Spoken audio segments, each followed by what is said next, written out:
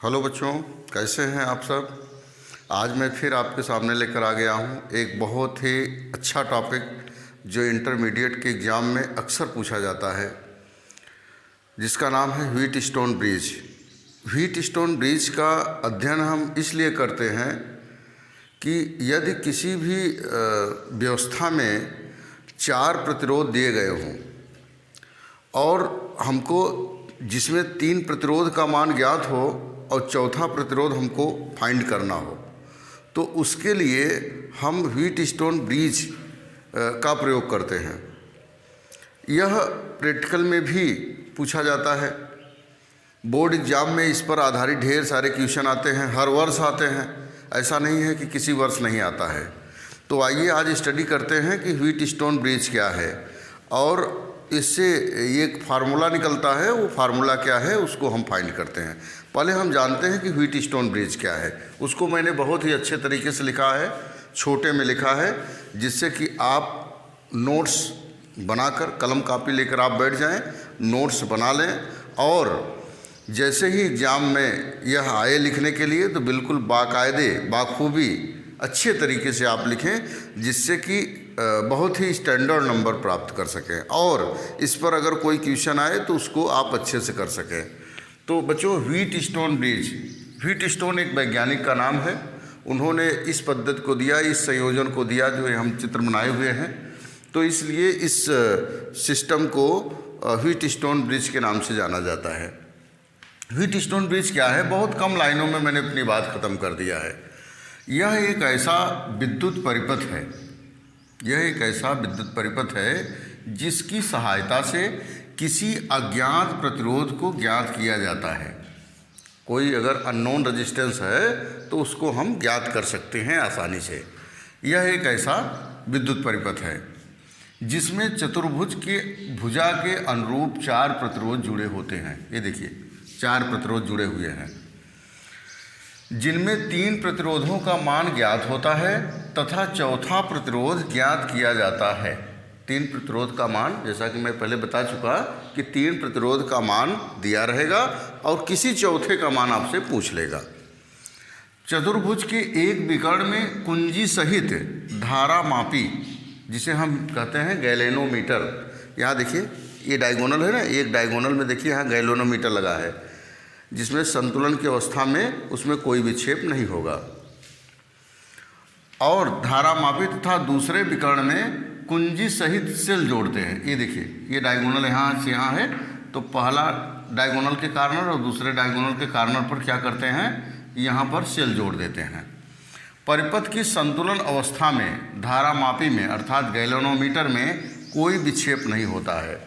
जैसे बड़ी क्लासों में भी आप जाते हैं और बीएससी एमएससी करते हैं, फिजिक्स लेते हैं, तो वहाँ भी एग्जामिनर पूछ लेता है कि क्या संतुलन की अवस्था में गैलेनोमीटर में कोई विक्षेप होता है कि नहीं होता है, अगर होता है तो कैसा होता है।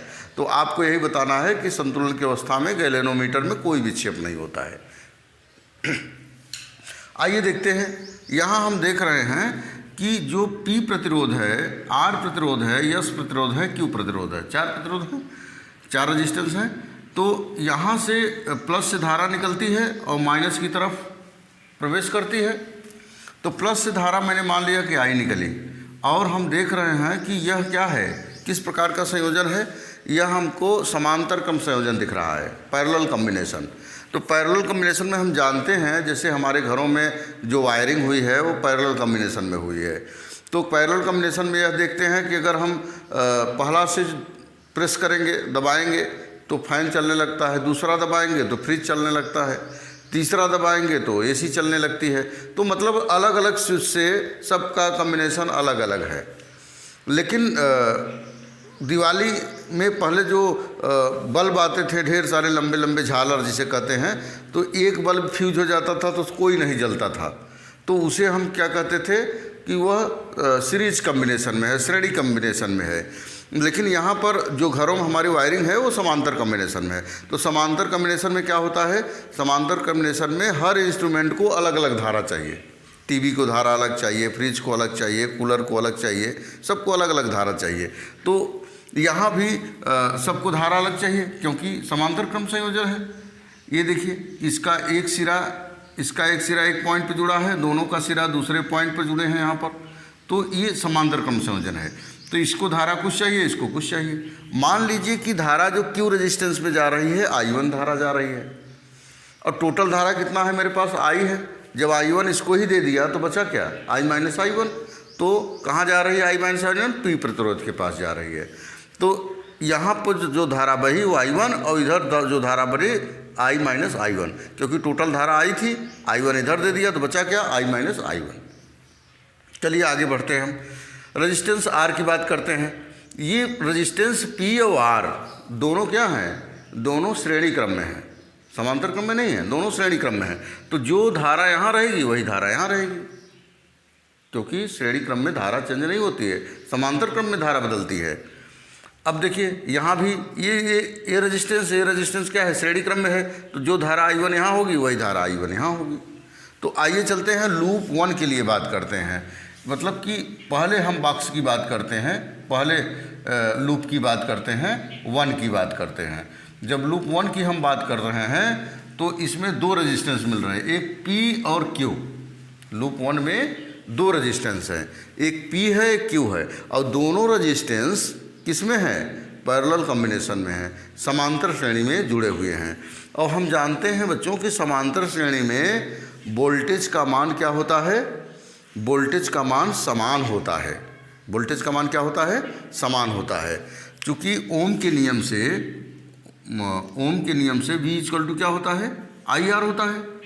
तो जो वोल्टेज यहाँ है वही वोल्टेज यहाँ होगा, क्यों, क्योंकि समांतर क्रम में जुड़े हुए हैं। तो विच इज इम्प्लाइज, अगर इसमें वोल्टेज V1 है, इसमें V2 है, तो इसका जो वोल्टेज का मान IR होगा, मतलब कि यहाँ रेजिस्टेंस जो होगा वो क्या होगा, यहाँ लिखेंगे लूप 1 के लिए, से लूप 1 के लिए, लूप 1 के लिए बहुत स्टैंडर्ड बात बता रहे हैं, बहुत अच्छी बात बता रहे हैं। अगर आप मेरी बात को सुन लेंगे तो ये व्हीटस्टोन ब्रिज कभी जीवन में नहीं भूलेंगे आप। लूप 1 के लिए दो रेजिस्टेंस है, एक P और एक Q। तो P के लिए जो वोल्टेज होगा वो होगा I माइनस I1 P। देखिए V equal to IR, voltage निकाला मैंने, रेजिस्टेंस वहाँ R था, यहाँ P है, इक्वल टू वोल्टेज दोनों बराबर होंगे, क्यों, क्योंकि समांतर क्रम संयोजन है। तो इसमें क्या हो जाएगा, I1 Q। अब मान लिया इक्वेशन नंबर 1, क्या मान लिया बच्चों, इक्वेशन नंबर 1। अब यही काम हम लूप 2 के लिए करते हैं, लूप 2 के लिए चलते हैं। चलिए लूप 2 में हम देख रहे हैं कि दो रेजिस्टेंस है, एक R है एक S है। ये भी क्या हैं, दोनों समांतर क्रम में जुड़े हैं। तो समांतर क्रम में जुड़े हैं तो इनके वोल्टेज आपस में समान होंगे। तो वोल्टेज समान मतलब प्रतिरोध के साथ जो धारा है उसको हम लिख ले ओम के नियम के अनुसार। तो यहाँ हो जाएगा I minus I1 R equal to I1 S। Equation number हमारा 2 बन गया। अब हम क्या कर रहे हैं, इक्वेशन 1 में इक्वेशन 2 से डिवाइड करते हैं। इक्वेशन 1 में समीकरण 1 में समीकरण 2 से भाग देने पर, समीकरण 2 से भाग देने पर आपकी इच्छा है 1 से 2 में भाग दीजिए, 2 में 1 भाग दीजिए। समीकरण 1 में समीकरण 2 से भाग देने पर, आइए इधर हम भाग देते हैं।